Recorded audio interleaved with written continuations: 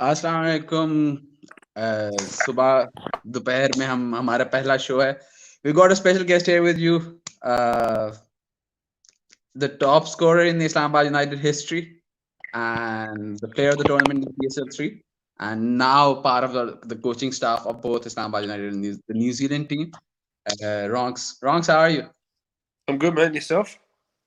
All good, man. All good. These are not my preferable hours. What's the time? It's like 2 o'clock in the afternoon, man. Yeah, It's you like know what I'm like. that's why the shades are drawn behind you. Yeah, yeah. I'm not, I'm averse to natural sunlight. Anyway, Yeah. anyway, so I just wanted to have a chat with you. There's a lot of people who sent in a lot of questions. I'll add them later on in as well. But first of all, like, how's it going? How's the month been? And like, especially the last night, the last 2 days that we were together, it was like it just went like a blur, like from Mm. planning for the final game to half the team not being there. I Yeah. know everyone knows our side of the story. Tell yours. Um. Wow. I mean, yeah, it was a pretty intense last couple of days. Obviously, with what was going on with COVID-19 and stuff like that, and I guess at the time, from a personal point of view, my brain was just a bit fried about, um, I guess, what was happening and how it may happen and how it may impact um, things over in Pakistan and at home, and I guess, and I was also obviously knowing full well that we still had a game left and stuff, and we still had a chance of making finals and stuff like that. I was just in a really strange place, a place that I've actually probably never been before in my life. So it was quite a difficult sort of period to sort of go through and think about and talk about with some of the guys and talk with you and Rahan and different people. And it was just, I think it got to a point where I was just that unsure about things. I just thought, you know what, I'd prefer to be unsure at home than be unsure somewhere else, just with the not knowing of what could happen or what may Yeah. happen or what's going to happen.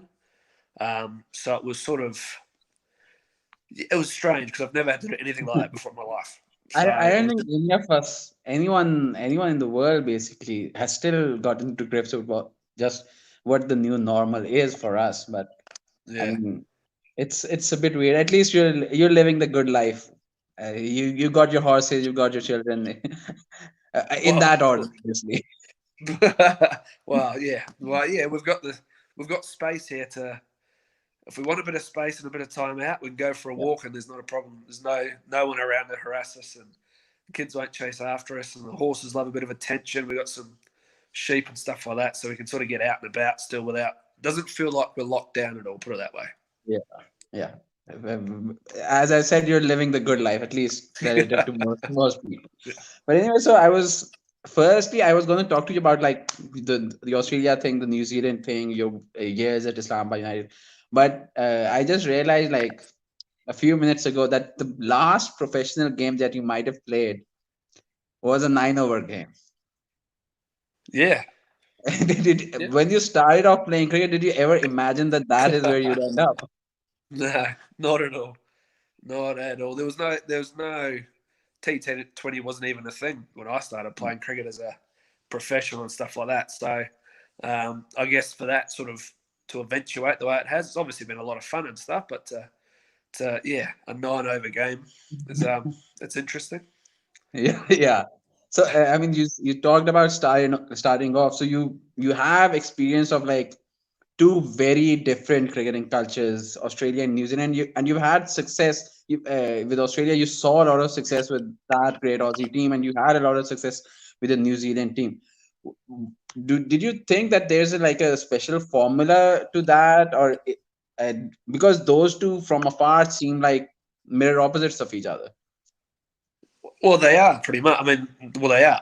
You can't say pretty much. They actually are. But it's just the fact that it's all for the whole thing. It actually comes down to like the culture and the players that are actually there, and how you can, I guess, put that into practice when you're actually playing. Because I mean, it's the New Zealand team when I was there is completely different to the Australian team. I mean, and also if you look through the Australian side and the players I've had over the years and different stuff, I mean, there's some amazing players in both countries, and they play cricket completely differently. I think that was a big thing for us here in New Zealand when Brendan McCullum finally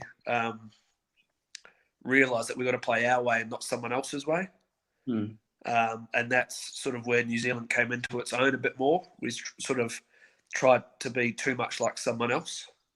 And when you're not trying to be true to yourself and play cricket, and not just play cricket, just in life in general, I guess, if you're Hmm. not true to yourself, then you're not going to have the same sort of impact on whatever you do in your life. And I think that the Aussies did it really well the way they played, and then Kiwis here are doing it well still. So it's two completely different ways to look at it, but actually it's two still very good ways to play cricket.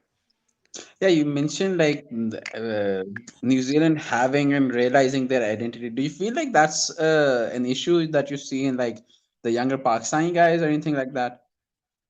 I think I don't know if it's um, knowing their identity. I think it's actually believing in it and backing it and sticking with it.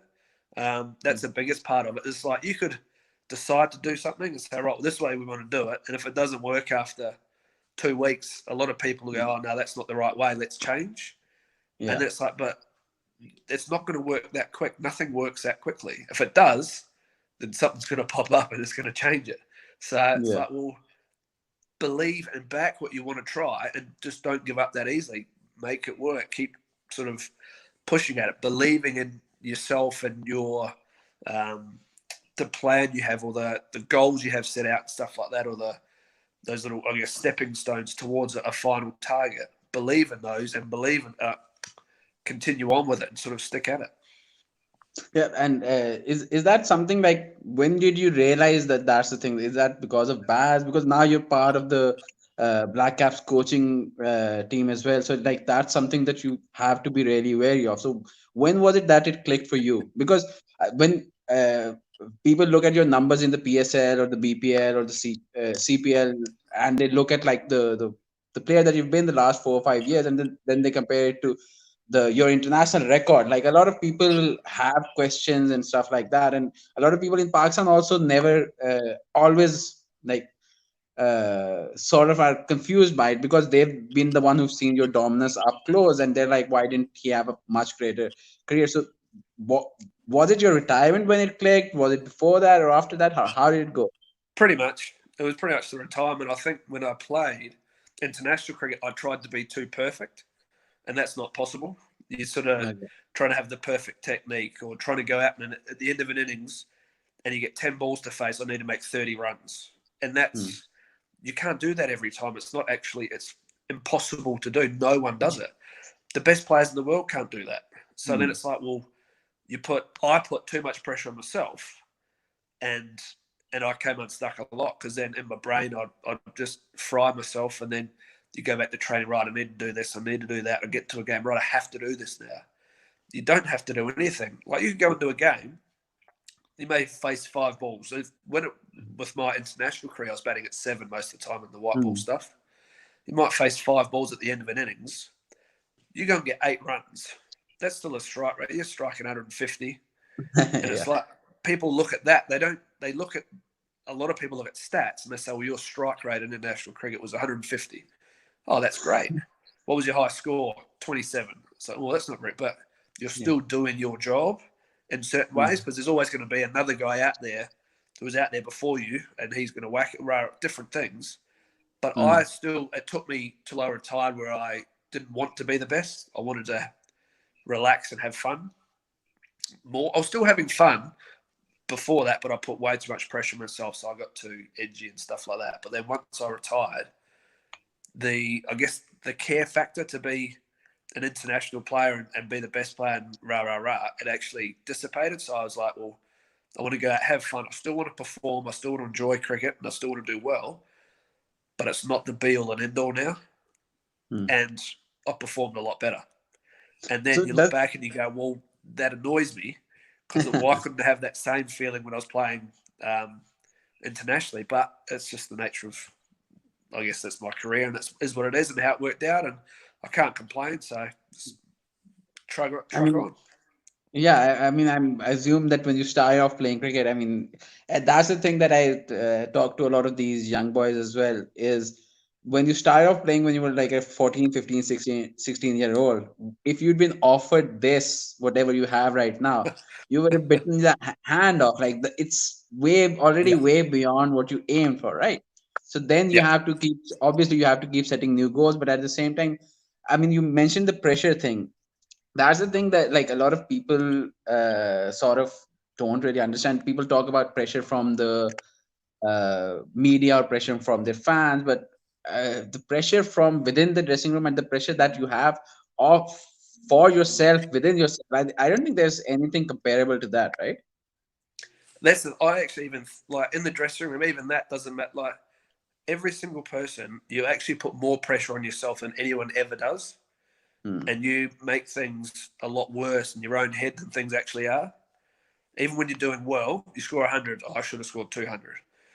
You're not making a run. Oh, I should have scored more. It's amazing how it's such a fickle game where it's always you get out. You could have whacked it everywhere, feeling mate. You get out and you're still disappointed.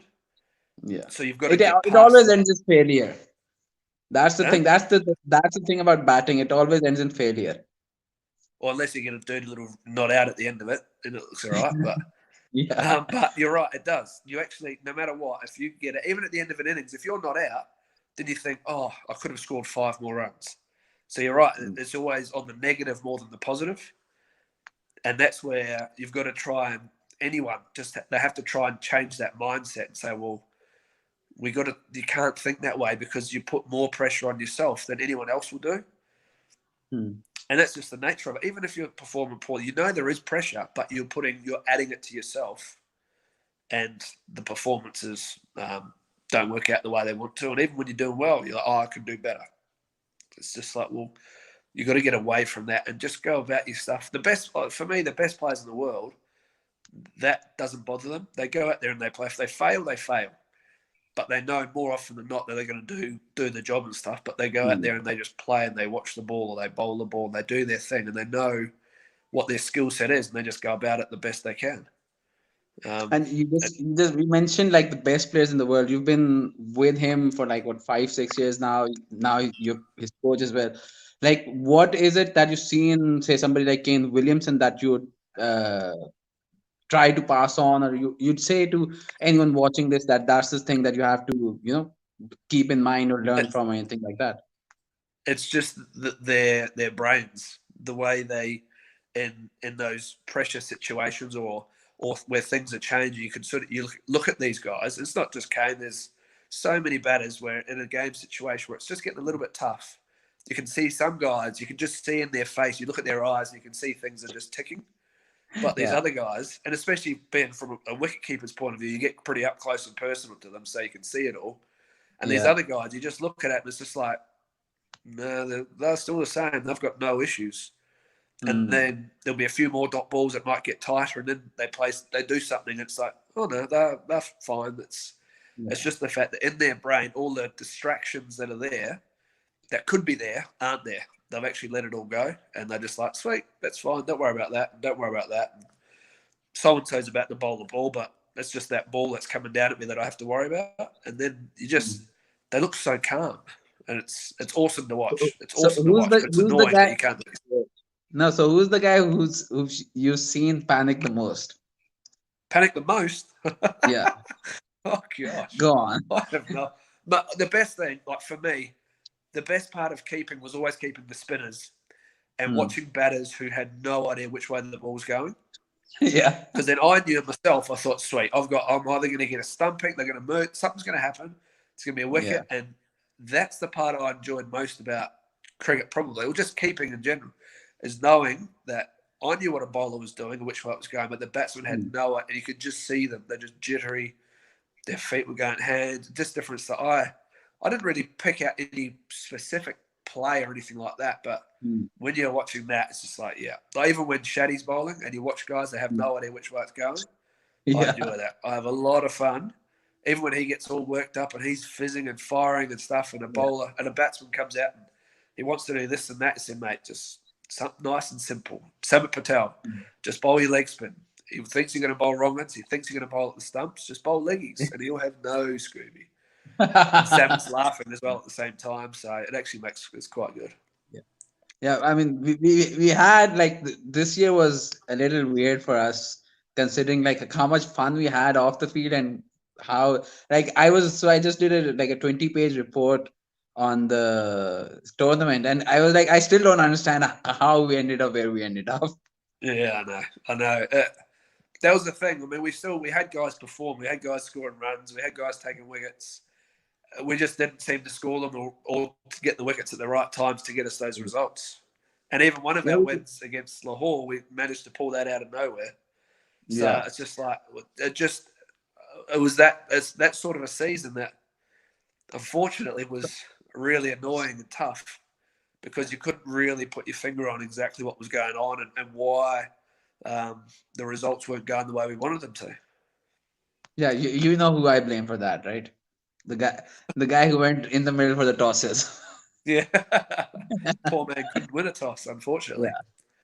Yeah. Gosh. So like so you were with us playing for 3 years. So what's the one memory that you'll have like even say 20 years from now, like of these 3 years? Just the people you get to meet. I mean, it, you've all been just welcoming for someone coming in for their first time, and then the friendships you gain and continue on after that. Everyone enjoys winning and performing well and stuff like that, but at the end of the day, you actually, if you've got good friends at the end of it, you're still 20 Mm. years down the line, you'll talk about stuff. And you'll Yeah. see each other, may not see you for 15 years, then manage to see you somewhere in the world, and it's Mm. like nothing's happened. That's the stuff I enjoy the most. I was Um, talking to one of the boys, and he said that we finished last. He said that we've won in before, and there are guys from that team that I don't want to talk to, and we finished last this year, and there's everyone I want to talk to in this squad. So I was like, it's like it's a weird sort of balance, but you got to like figure it out. And so a few like clickbaity sort of questions I asked Dale this as well. uh, like was there anyone this year even like 3 years that you've been in the PSL that you saw uh, to whom it's like you sort of think that people like the general public underrates them or like don't realize how good he is or anything like that? Doesn't have to be from our team, but like in general, is there someone you think is going to become a much bigger name and bigger player, or is there someone who you feel like is underrated in general? Gosh, can you say Bubba? Is he No. underrated? I don't think I don't think he's underrated anymore. No. So from our team, Mm. Zaffa is all, like he Yeah, didn't get many chances. yeah, So that man can play. He can bat. He can bowl. He's really good. Really good. yeah. From opposition, I just think I can't pick one, or I could pick a few players, but Mm. the Yeah, go ahead. stockpile of players in Pakistan is amazing. I reckon, and the young guys coming through is phenomenal. I mean, there's fast bowlers coming out your ear holes who bowl Yeah, fast. They don't bowl like 140, they bowl 150, and it's just like, oh, you don't want to face that sort of stuff. And there's a lot of batters who can actually come through. They can hit the ball hard, mm. and they sort of know what they're doing. They've got their heads like switched on properly. Um, I wish and then, that was the case. huh? I wish that was the case. I agree with you on the bowlers. The batsmen, I have a little more doubts about. Ah, gosh. Like I said before, if they're not listening to you with that chat, they can just worry about themselves and they go Yeah, about it and hit the ball and play and just back themselves and stuff. But yeah, I mean the fast bowling contingent that can come through now. Even the guys playing now, but there's some young, obviously all 18-year-olds, but those young guys who can bowl quick are all. It's if they can all sort of keep working at their craft and sticking to their guns and stuff like that. That's a serious group of bowlers you got coming through as well. yeah. So like those borders I wanted to talk to you about. So there's this story like obvious. I think only you and I know, and obviously I've told like a few of the guys in the team. So last year in PSL 4, Hasnan came through. He was bowling like 148, 150 almost every game, and we had the first game against them he didn't play, and before the second game, he started playing and started taking wickets. So I was sitting with you at the intercon, and we our next game was against them, and you said how fast does he bowl, and I said around 150, and you said first ball against him, I'm going to charge him. So is that like a, and this year you did the same to Naseem, we ended up getting you out, but is that like a sense of trying to get this young guy just frazzled, or just you Yeah, wanting to attack him in general? yeah, that's all it is. That's my whole mindset is like, well, he obviously can bowl quick, Hmm. Hasnain and Nazim, all these sort of guys, but they also the same thing. They're young. If you can get to them early, then Hmm. they can also panic and then they can bowl you different balls. Hmm. So then it's like, well, I'd prefer to get to them first. If they get me out, then I have to deal with that and cop that on the chin. But like last year with Hasnain, I got him first ball, but then Yeah. this year he cleaned me up straight away. So it's just the way it goes. You But I win some, prefer you to lose try. some. Huh? I think you'll win some, you lose some. It's like Yeah, it's sort of a thing. exactly. Yeah, and I So always saw my role opening the batting was always to be aggressive anyway. So it's like if a young 18-year-old's coming in the bowl and wants to bowl quick, I'm going to try and attack him just to put him off and put him on the back foot, and then you just never know. He might start bowling slow balls all the time, and then it's like, whoop, thank you. yeah. That's better than 150, that's for sure. Yeah, and I feel like that sort of worked for us a bit as well, and that's the thing that I want to ask you about. Like, uh, there was a stat from cricket for like last year that over the past like 5 or 7 or however many years, you had the best strike rate in the world in the first 5 balls, which usually you expect for somebody who bats at like 6, 7, or 8, so like Tusara Pereira, Andre Russell, or guys like that. You opening the batting, you play like that. So what's the mindset for in that, like, because we see a lot of T20 openers even nowadays. Like I was talking to Manas. Manas said that I gave the first 2 overs to the bowlers, and then in the next 4 I cover it up. Whereas with you, it's like all in from the first ball. Yeah, well, and it's just that. I mean, in some ways, it might be quite dumb, but it's also for me. I think that's also it's opportunities to actually make the most of facing the bowlers. And I also don't expect. I don't go out there to bat and think, right, I need to bat 15 overs. If that Hmm. happens, then great. But I sort of go out there and think, well, if I can attack these guys early and put the bowlers on the back foot, then they're going to have to come up with different plans and different ideas to bowl, not only to me, but to the other batsmen. Hmm. And then also, my mindset is if it's not on the stumps, I'm not leaving it. So why not have a Okay. crack at it? If it's on the stumps, sometimes if you bowl me a good ball first up, then Hmm. I'm more than likely to just block it or do something like that. Or I'm not going to block. I'm still going to try and look for a single or something. But if it's off the stumps, then it's like, well, Hmm. that for me, I think that's a free shot. You just throw your hands at it, and if it comes off, brilliant. If you get out, well, then you're out. So it's just one of those things. Yeah. Yeah. I mean, it's like I have nothing but I won't even say admiration. It's sort of an awe sort of thing, because we've had like so many cricketers go through us, and like you're the only one who has sort of figured it out. It feels like even in the sense that we sort of think about cricket in the sense that you just go out there, you do your thing. A lot of times I've seen guys like really take failure to heart, which sort of makes sense because it's your career and everything else. But I also feel like a lot of cricketers don't tend to have the perspective of like it's just one failure in you're gonna have a 15-20 year career. It's one tournament or Yeah. one match is not gonna change that. And I feel like a lot of guys tend to go down that route. Well, that's the thing. It's almost like it's life or death every innings, and Yeah. then it's like, well, it actually understand you want it to be a career, but it's cricket. And like Hmm. we spoke earlier, it's your mindset in cricket is almost like more on the failure side than the success side, just because of your own personal performances. So it's like, Hmm. well, I prefer not to have that feeling every day. So why not worry about it as much? And but the same thing, I'm at the end of my career, so younger guys Hmm. coming in, it's a completely different mindset. I wish I had the mindset I have now. I wish I had 20 years ago, but that's not going to I be the think, case. have you So seen anyone who's got like that mindset when they're like 20, 22 years old. I feel like that's also sort of thing that you get with age, isn't it? Well, it is, Isn't because that more what often than not, experience if is? guys have this mindset at that age, they don't Hmm. train properly. They don't do all the work they actually need to become a professional. So then you're like, well, they disappear pretty quickly.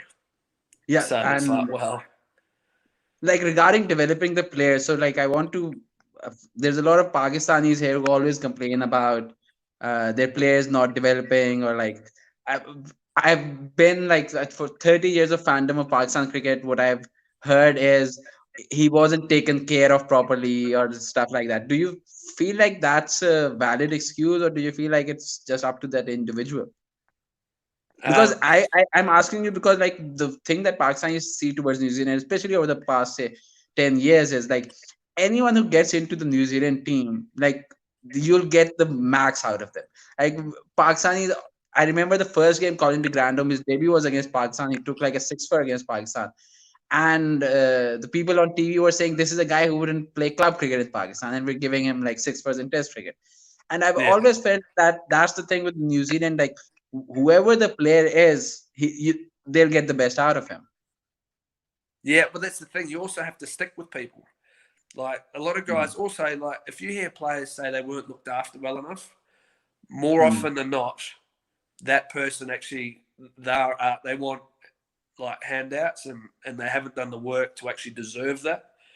Where mm, here, if you work hard, you'll get looked after. You get treated the way you should because people see you working. And if you had a bad series, well, then you have a bad mm, series. But we know that you've worked hard to get to this point. You've worked hard to do all the other work around that's required.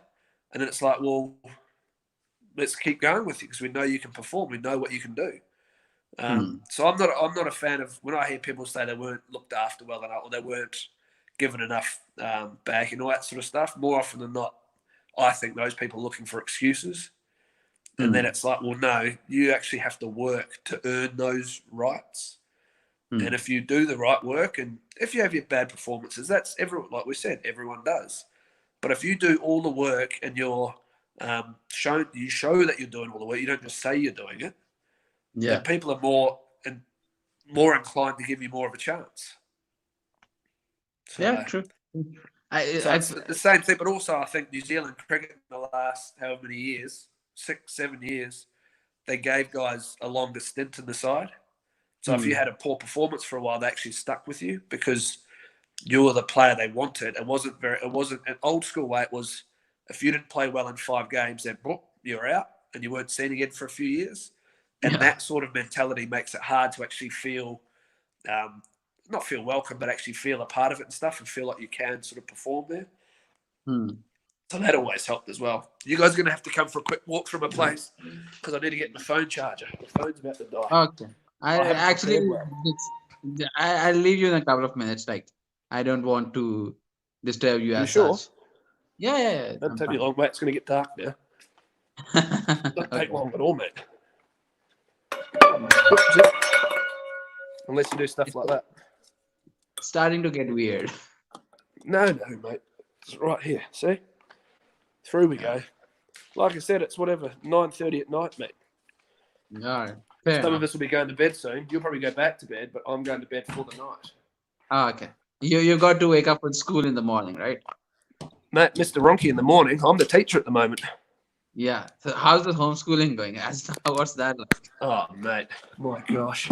So, I've got 2 children that they don't have much respect for me as a teacher, put it that way. So, if the teacher's here, if they're at school, they do it all well. It's rah, rah, rah. Here, Hmm. nah, they're always up late. They get in for school and they're moaning and groaning and haven't had breakfast. And I'm thinking, you guys have been up for 3 hours. You haven't got yourself any food. You're moaning about this, that. It's like, oh my gosh. You Yeah. get a different respect for teachers, that's for sure. Yeah. Yeah. I feel like the last month, a lot of us have gotten a lot of perspective about what really matters and the people who are actually working the hardest. I mean, Exactly, mate. you Exactly. That's got this such a perspective about your life. exactly. That's the whole thing. You don't understand. Yeah, things that just seem so simple become harder, Hmm. and then things that you used to think were quite hard are actually like they actually don't matter. and then away Yeah. you go. And I So feel like it's gonna be interesting coming out of this. Hopefully, when we do, like, how cricket reacts to this, not just because of the tournament and stuff like that. Because I feel like for a few players, this might be like really good. Because I remember when Andre got banned and he came back for PSL 3, he played then with us, and he was a much better batsman than he was before. And I asked him like why he was like, there was a step up in him, and he said because that the whole year all he did was like, he suddenly had that hunger because he plays every T20 league in the world. Maybe that hunger was a little gone. And he said, for the first time in my life, I actually went through YouTube and like all these cricket clips from a cricketer's perspective. Like, he'd seen them when he was a fan, and then when he become a player, he not really followed the game as such. And I feel like there's going to be yeah, guys that come out of this who are going to be like better players than they were before this, don't you think? I think so because it's same like you said, you you miss it, don't you? You go away and you people throwing tennis balls up against the wall and stuff like that, and then Yeah. like just what is normal or what is always sort of at your beck and call. Pretty much, you just go outside and people will throw balls to you, especially in Pakistan and stuff. Those guys can get anyone to throw balls or bowl to them. Now it's not Yeah. available. It's like you get that hunger, and it's like you're really excited to get out there now. It's not a chore. It's almost Hmm. like, yes, I can't wait to go and have my first hit or my first bowl, or just to do something with other people and get around and have fun with it all. And then that's the same thing. It's like it comes back to the fact that all of a sudden you're enjoying what you're doing. It's not hard. You're having fun and you're smiling, and all of a sudden you watch guys have been doing so much better. Yeah, and like, regarding like the not having anything to do, you do know that Mispa just asked all the Pakistani guys to give video online fitness tests, right? Yeah, I saw that. I did see that. And that man's not going to change, is he? But the thing is, he'll be doing it with them. Yeah, He'll that's the send thing. videos around showing himself doing all this fitness stuff and things like that. So Yeah, true, true. if he's So doing it, they can finishing do off, it. anyway, we've taken too much of your time as it is. Finishing off like just the handful of questions. Actually, yeah, someone just sent in a question, and I was gonna say this. You going back was actually a good thing. You do know why, right? Salty finally got a game. Salty got a game. Exactly. He told me that. He messaged me the other day saying, so you know what Salty's like? And I just thought all this, Salty is a live wire. And this Yeah. sort of lockdown stuff, I thought he'd be struggling because he wouldn't know what he's. And he said he's missing cricket that much because he got to play that last game. He was so excited playing the last game for his Zimbabwe. Went back to England, looking forward to the season, and things have changed. So, Mm. the old salty boy. Oh, gosh. He's a good player and an excitement and a live wire and stuff like that. So, he's actually good fun. Yeah. So finishing off like all the clickbaity questions and all that stuff. So who's the best captain that you played under Ever. ever? Yeah. Uh, phew. Baz, obviously, Baz would definitely be up there. Mm. Also got to like playing for Western Australia. Adam Voges was captain for a while. He Mm. was good as well. So, but Baz was more enjoyable anyway. He did some funky things. They had a lot of fun, so it was good. Okay. Who's the best bowler that you faced? Gosh. Um, oh my gosh. I don't know. Uh, I always think of the older guys because I think, yeah, when you grow up, you look at these guys Mm. and think, oh, I get to face so and so. So I got to face Shah Bakdar, got to face Shane Warne, Brett Lee. I don't know, just the older guys that you always, I mean, growing up in Australia, you always wanted to face these guys and play against these guys. It was a lot of fun. We got to play against England when I was about 20, and the attack was sort of Harness and Flintoff. Um, who else would have been playing there? I can't remember. Thompson, It's a lot. Flintoff, Nasser Hogarth. Hussain was still captain of that, so it was a long time ago. Oh, okay. That's a long time ago, man.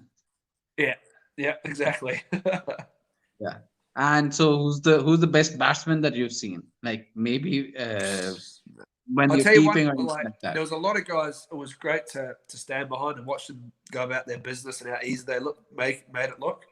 One guy I really enjoyed standing behind was Sangakkara.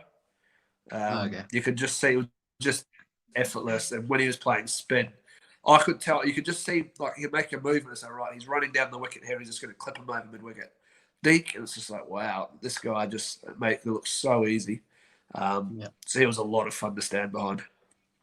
Yeah, I think we'll finish off there with a message to Rehan, finishing off with Sangakkara. Okay. All right, man. All right. Nice standing up. Yes, very much so, mate. Look after you. Hey, and happy birthday for the other day. I didn't message you. I Oh, apologise. no problem. No problem. Thanks, man. Yeah. How old are you All right. now? You got to tell us all. 33. The white hair my coming God. in. Yeah. You are. You got more grey hairs than me, mate. Yeah, when you become the manager of the team, you'll realize why you have great hair. All right, man. Awesome. Thanks a lot, bro. Look after yourself. See ya, man. See you, man.